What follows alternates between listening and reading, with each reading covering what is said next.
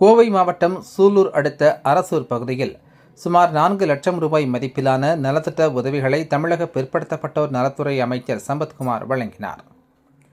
கோவை மாவட்டம் சூலூர் அடுத்த அரசூர் பகுதியில் உள்ள மைதானத்தில் தமிழக வெற்றிக் கழகம், கோவை புறநகர் கிழக்கு மாவட்டம், சூலூர் கிழக்கு ஒன்றிய வர்த்தக அணி மற்றும் இளைஞரணி சார்பாக ஏழை எளிய மக்களுக்கான நலத்திட்டங்கள் வழங்கும் நிகழ்ச்சி நடைபெற்றது. இந்த நிகழ்ச்சியில் கோவை மாவட்ட பொறுப்பு அமைச்சரும் தமிழக பிற்படுத்தப்பட்டோர் நலத்துறை அமைச்சருமான சம்பத்குமார் கலந்து கொண்டு நலத்திட்ட உதவிகளை வழங்கினார். இதில் பொதுமக்கள், ஏழை எளிய மக்கள், மாற்றுத்திறனாளிகள் என பலருக்கும் சுமார் 4 லட்சம் ரூபாய் மதிப்பிலான நலத்திட்ட உதவிகள் வழங்கப்பட்டது.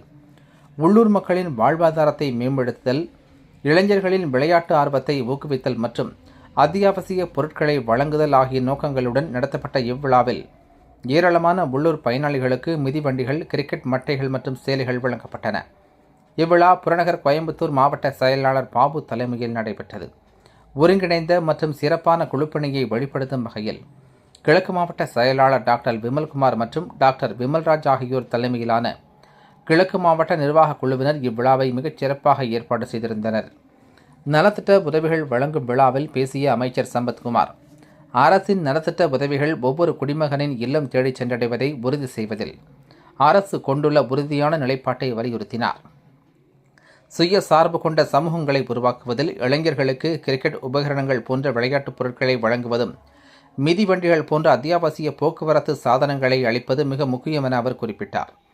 அரசு மற்றும் அதனை சுற்றியுள்ள புறநகர் பகுதிகளைச் சேர்ந்த ஏராளமான பொதுமக்கள் கலந்து கொண்ட இவ்விழா ஏற்பாட்டுக் குழுவினரின் நன்றி உரையுடன் நிறைவடைந்தது. முன்னதாக இந்த பகுதியைச் சேர்ந்த பள்ளி மாணவரின் யோகாசன நிகழ்ச்சி நடைபெற்று மாணவரின் திறமையை அமைச்சர் விழா மேடையில் பேசியதுடன், மாணவரின் சாதனைகளை நாடு போற்றும் நிச்சயம் ஒரு நாள், அதற்கு தமிழக வெற்றிக் கழகமும் தமிழக விளையாட்டுத்துறையும் மாணவருடன் துணை நிற்கும் என உறுதியளித்தார்.